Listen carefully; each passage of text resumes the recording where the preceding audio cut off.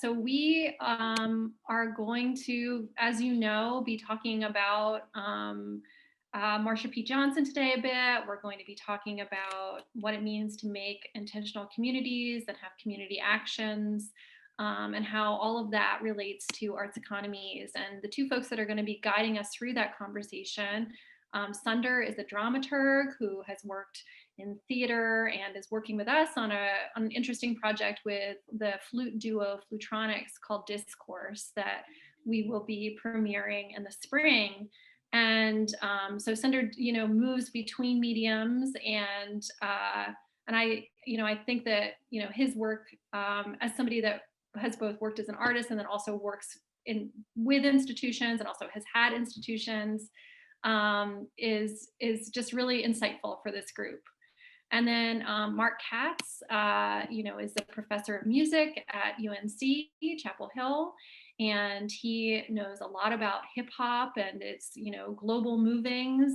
And he actually began a program with the State Department. So he also has really thinking about, the political, the ethical stakes of hip hop in the US and beyond. And so we're really grateful to have Mark joining us today. He also works with a lot of graduate students at UNC and furthers their research. And certainly right now, during COVID is an important time to support our graduate students in music and other departments to make sure that their research comes to fruition, even as we're in this time of isolation. So just really a huge thank you to these partners. And they're gonna take us through a conversation. Again, my name's Sunder. Amanda, I think I skipped the introduction. My pronouns are he and him. I am speaking to you from Brooklyn, New York right now. And I'm in a white room that is not my home. And I'm wearing a black hoodie, and I am of indeterminate origin, but I will tell you that I am half Indian, half Polish. And my skin is brownish. I have a mustache. There's an open door behind me, which I'm kind of digging at the moment. Mark? Hi, everyone. Great to be here with all of you. My name is Mark Katz. My pronouns are he and him. I am talking to you from Carrboro, North Carolina. And I am in my house in a yellow room. And behind me is a large photograph I took of trees in Bowland Forest, which is near my home. And the most notable thing about me visually right now is that I have lightning bolts on my shirt. Yes, exactly. But I'm also pale skinned and brown haired. So there's that too. So I think we're gonna jump right in and watch a video. And I'm gonna give you some context for this video. It's about 2 minutes long. It's not long at all. It's a document of the last Sunday in June in New York City, which some of you might know is Pride Day. This year, because of the pandemic, there was no what they called Heritage Pride. The Pride Parade in New York has been commandeered historically by corporate interest. And so, which is why you see, Go-Go Boys on Citibank floats usually when there's documentation of the Pride Day in New York. And this year, because of the pandemic, it was kind of fascinating how there was no possibility for corporate pride to take place because they couldn't do it legally and take on all of the responsibilities of liability. So in its place was something called the Reclaim Pride March, which is a queer march organized by radicals here. And so what you're about to see is a community that I take part in called the Stop Shopping Choir, which is an activist community. And you're going to see our contribution to this year's kind of occupation of queer pride in New York City, which many people were calling queer wrath, which I kind of dig. And then we're gonna talk about it. I'll give you some information afterwards, but for now, I guess we can watch the video.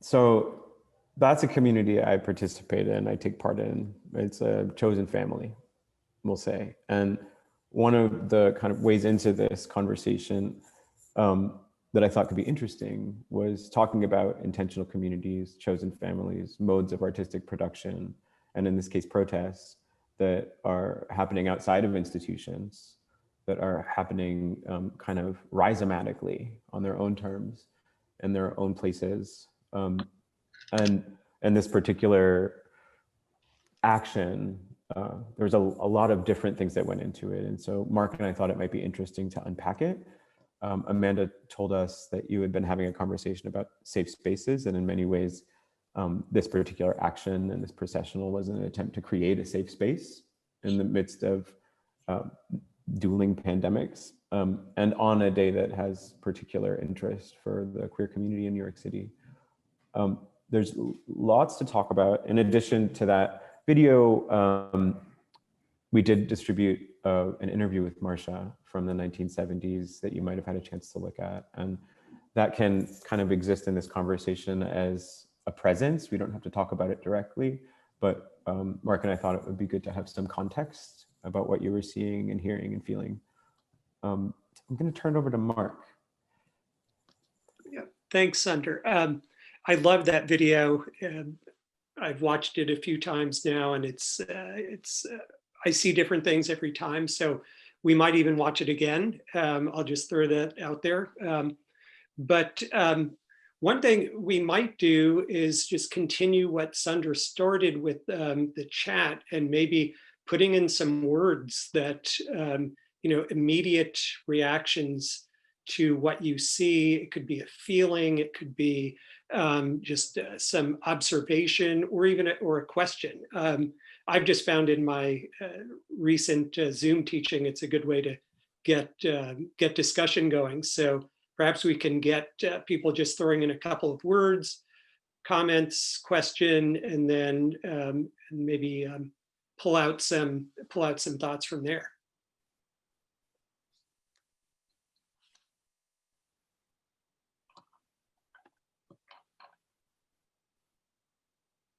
And also, I'll say, I'm part of my job, I think, is to be the kind of uninformed viewer standing in your place. So I might ask questions like, I might have asked, who is Marcia P? I mean, we know because we were assigned that interview, but I also want people to feel like, even if I'm not asking the questions, they don't feel free to ask, just to ask questions. Don't feel like you have to know all the history behind this. There's so much in that video. I certainly only know a very little bit about what I saw. So anyway, I just want to encourage the kind of openness and innocent mind, or I would say, this might not resonate with people, but act more like first year undergrads than second year grad students. Second year graduate students. Well, who feel like they have to know everything and might be afraid to admit any kind of ignorance or vulnerability. I don't find that being a problem with first year undergrad students. Yeah, I feel that. I mean, in rehearsal rooms, I'm one of like my continuous kind of mantras is like strong and wrong, strong and wrong. Would it be useful to give you some more context about the Stop Shopping Choir and about that particular action? Is that interesting? Mm-hmm. Okay. So the Stop Shopping Choir began in the late 90s with a guy named Reverend Billy. It was at the moment when the Times Square was becoming Disneyfied, and Billy, as a performance artist who was working in the kind of context or in the image making of Billy Graham at the time, kind of performed Billy Graham and walked around Times Square with a Mickey Mouse on a crucifix on his back. And slowly, very slowly, a community came up around Billy that was invested in creative forms of intentional activism. And in the 20 years that that community has been around, it has since become a very queer, radical, artistic, creative community that participates and creates activism, and participates in networks of mutual aid and solidarity movements, and does so on the terms that you saw there. With that particular action, New York, despite the pandemic, had gone into its season of protests, which is continuing still in the third week of May at the Barclays Center, which is right there. And so there was a way in which people had already been opened up to being together on the street. And we had already experienced the fact that the pandemic hadn't actually caused, that the street actions weren't actually instigating rising numbers in COVID cases. And so what we wanted to do as a community, as you can see in the video, it's a very diverse community. And what we wanted to do as a community was to find a way to lift up the voices of our Black trans members and the Black trans community in New York City, which had often, even in the protest movement, been peripheral, despite the fact that Black trans women in particular are dying and being murdered at alarming rates. I'm curious to know whether this radical queer community, I'm just lifting up Lauren's question, has grown and or become more visible over the years separately from Pride, or if it's been more conjoined with Pride at one time and broke off. We protested Pride up until this year.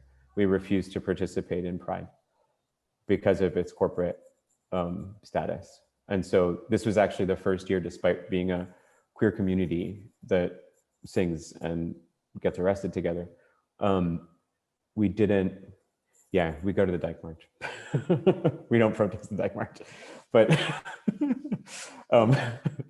but the Pride Parade, this is actually the first year that we've ever participated in the Pride Parade because there was no corporate investment and because it was organized by the people. And so we wanted to uplift our Black trans members. We centered them in their voices. We asked them what they wanted to do. There's a contingent of about 7 Black trans people in the choir who had for different reasons not felt especially safe taking part in street actions that were happening for Black lives for many reasons, because violence against Black trans women especially is at an all-time high. So we wanted to create, speaking to Amanda's point from last week's session, I think a safe space on the street that could hold the members of our community who are Black and trans who didn't feel safe taking part in the BLM protests that had been happening since the end of May at that point.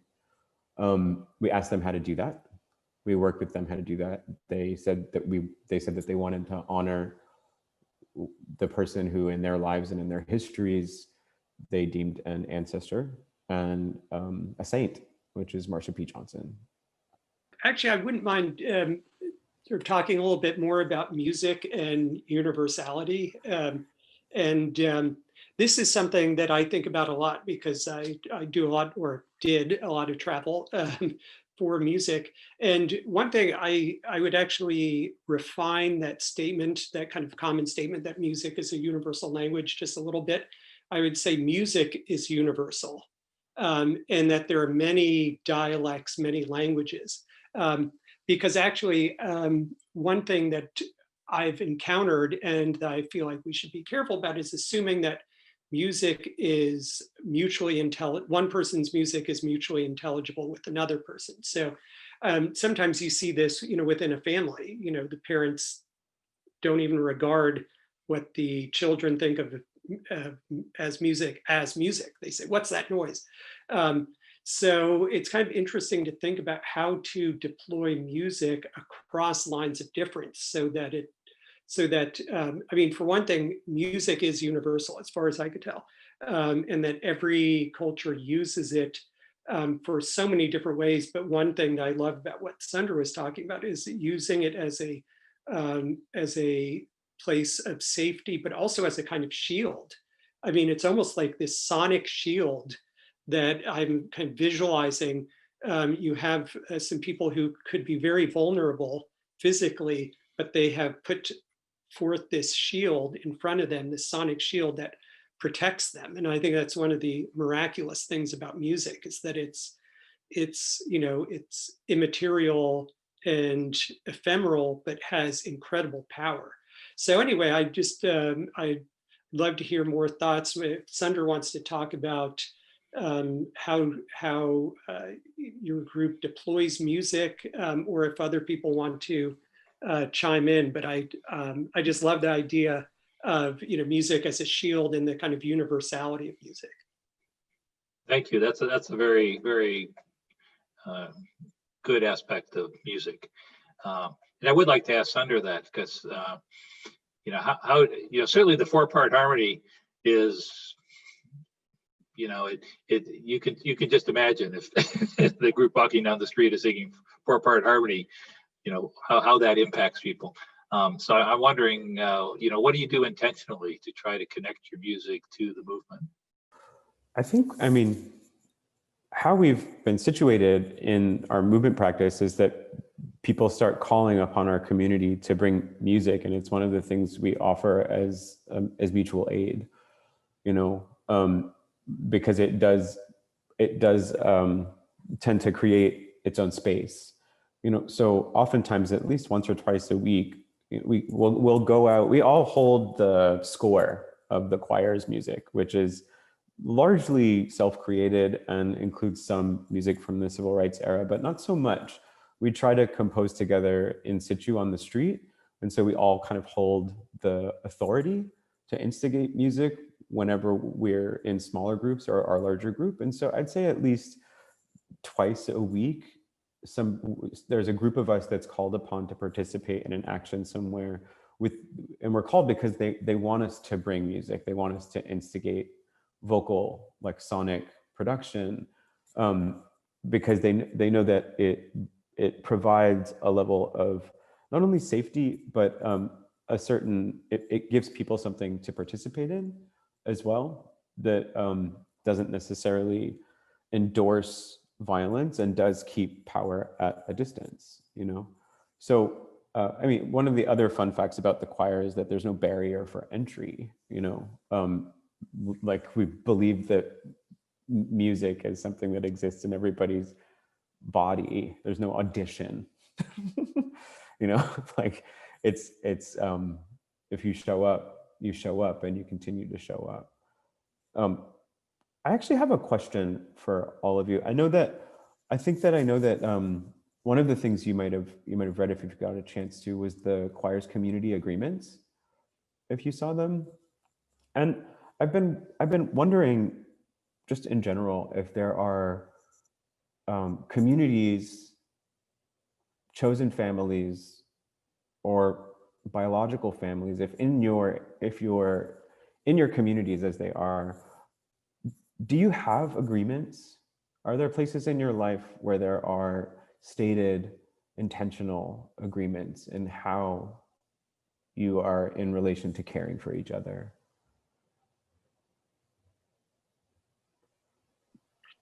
Sunder, I'll speak up just quickly because it has been on my mind, and I'm sure I would love to hear, not necessarily everybody, I don't think that everybody's having this experience right now, but I know that with COVID going on, I've been thinking a lot about the holidays and the agreements, and my parents are actually with us right now. So my parents have been the only people that have been allowed in our house since COVID started, because I have a new baby, and so they're down here helping out. And but I've been thinking a lot with this new baby about traveling to New York, where our extended family is, and to New Jersey in the holidays, and trying to establish expectations in advance of getting together with family, making sure that anybody that interacts with us has had a COVID test in advance, and especially our child, and trying to, in a way that I never have in my life, determine who is going to be responsible with engaging with us, and who I don't trust. And so this idea of community, kind of like who you trust and who you don't in your family, and actually almost like having to write things down and make phone calls and plan all of this in advance, it's become a real it's become much bigger than the average family get together at the holidays. And just in terms of kind of coming up with an agreement, I've never felt so much like an administrator when it comes to getting together with family. And I'm sure other people have other ways of thinking about that right now, but that's certainly been on my mind. So, Sunder, I have a question for you that I think will bring us to arts economies. And it's sort of been lurking in the background, and I thought I would just put it in the foreground. So a lot of what we've been talking about is kind of resisting capitalism or corporatization. And so I guess a question, this is one of my, I guess, possibly uninformed questions, but maybe one that other people have, is how do you, as an organization, either your particular group or just in general, exist within a capitalist society and a corporatized society, but resist it, but also be able to feed yourselves, buy equipment, get what you need. So, how can you responsibly oppose, virulent capitalism and, but also survive? And it's a great question. And I actually think one of the reasons I offer the agreements to you all is because it's one of the modes of survival we have. So there's a certain Magna Carta in the community that's like, we won't accept any money from anything having to do with fossil fuels, especially. And lucky for us, the nonprofit industrial complex and the foundations there within aren't too excited about giving money to people who get arrested. And so, and so that kind of, that whole world is immediately taken away, which is its own form of capitalism and its own form of an economy. So the economies that we have are, the choir, it's not a profession, it's not a career, though it takes up as much time as my life as a dramaturg. The choir consists of teachers, doctors, food service workers, domestic workers. Everybody has ballast in their life and in their gainful employment on other terms. And it's entirely volunteer.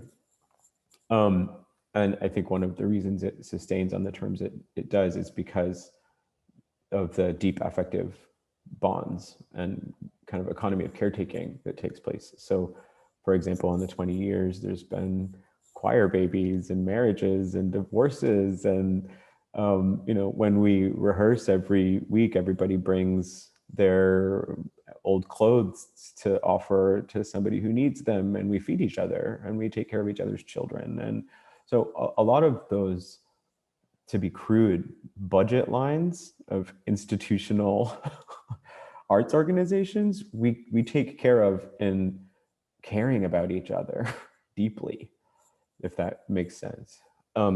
And so it's one of the ways that, it sounds strange, but it's one of the ways that we're subverting the system. It sounds strange and simple, but it reminds me of a Ruby Sales quotation that I might be a little off on, but she says at one point in this beautiful interview that intimacy is the trigger finger of empire. That what empire and capitalism wants to do is to destroy the ways in which we know each other. Because if we did know each other and if we did love each other, then we might make more ethical decisions about how we were participating in the larger economies in our lives. Capitalism might start to undo itself. And so one of the kind of sustaining models of our community is to kind of really experiment with just how close we can be to each other. And I will say that it wouldn't work if we weren't singing all the time together.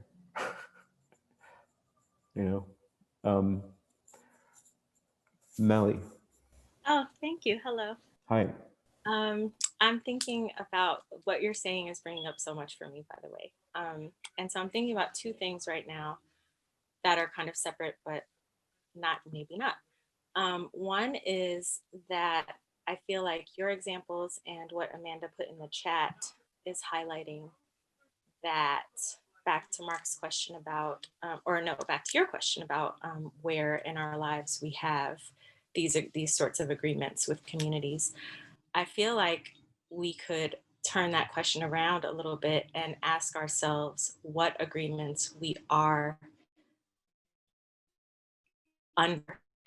observing in all the various areas of our lives, because in each realm that we feel like we don't have a set of special agreements, we actually are observing some set of agreements. And it would help us a lot, especially in this particular turning point in history, to pay attention to what agreements we are actually realizing in our relationships with each other. And so everyone, Amanda brought up the difficulty during COVID in figuring out how to visit with relatives. And I feel like we're all sort of in some way or another being more, our senses are more heightened about how we interact, who we interact with.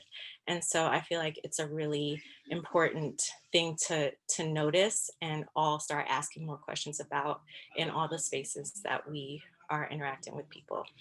So the other thing the thing that was separate that I was thinking about is another one of CPA's artists in residence with Creative Futures, but formerly with other programs, Toshi Regan, who is, I call her a freedom singer. And I was thinking about not only the way that she describes working with the casts in performances and in her band. She talks about certain agreements that they have, such as they don't learn music on paper. She gives people songs from her mouth, so that's like a way in which they work that becomes a certain form of agreement of closeness and intimacy in that way, like learning songs directly from each other and having to really listen and in different ways than we would if we're passing out papers and everyone's individually responsible for learning their part and all that.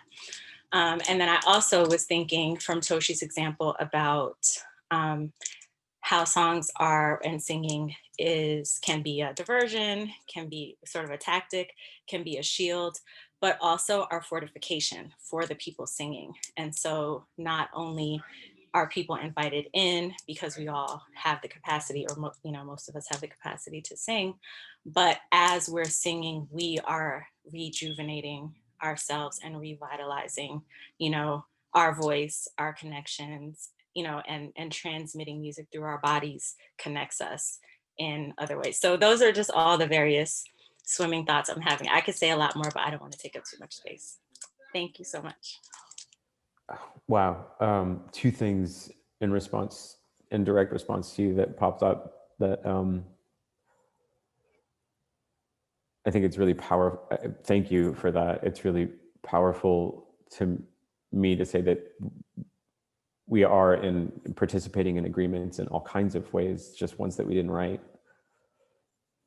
to, and what are those unspoken agreements that we're participating in just because that's how we know to be in the world, and how are they in somebody else's handwriting, or what are the agreements we make that power wrote. Another thing that I wasn't actually intending to share is what you were saying in the end about music and singing together, in the sense that the choir is also a place where singing together is a profoundly consequential therapeutic practice. Like, we know that choirs can do as much for a person as many other PTSD treatments. And so especially, it makes me think a lot about the central location of music in movements for social justice, and how even in our community in the Stop Shopping Choir, one of the kind of things that we're kind of consciously but not consciously doing is taking part in healing practice. And oftentimes people arrive at the choir intentionally because that's what they need, you know. And that was also the case. So it was with me, you know, I needed that space in my life. And there's a form of healing that actually happens when people sing together. So thank you for that.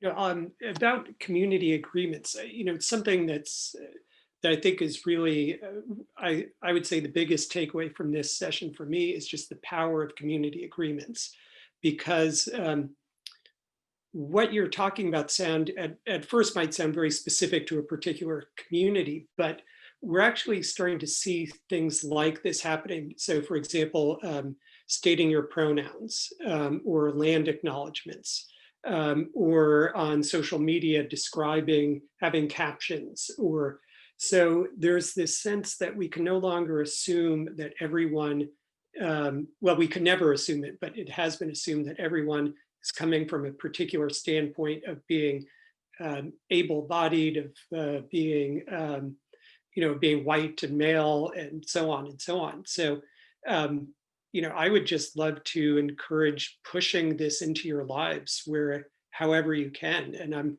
you know, I'm just inspired by this. It doesn't, it shouldn't be so radical, I think. You know, some of you may have seen these in other circumstances, but in some of my seminars, we'll come up with agreements about how to interact with each other. I've seen that. So anyway, I just want to, you know, connect what may seem like a very specific and unusual kind of document, this, you know, this, the one that you shared, with something that we're starting to see happen more, you know, becoming more mainstream. And I would just love to encourage all of us to keep pushing that.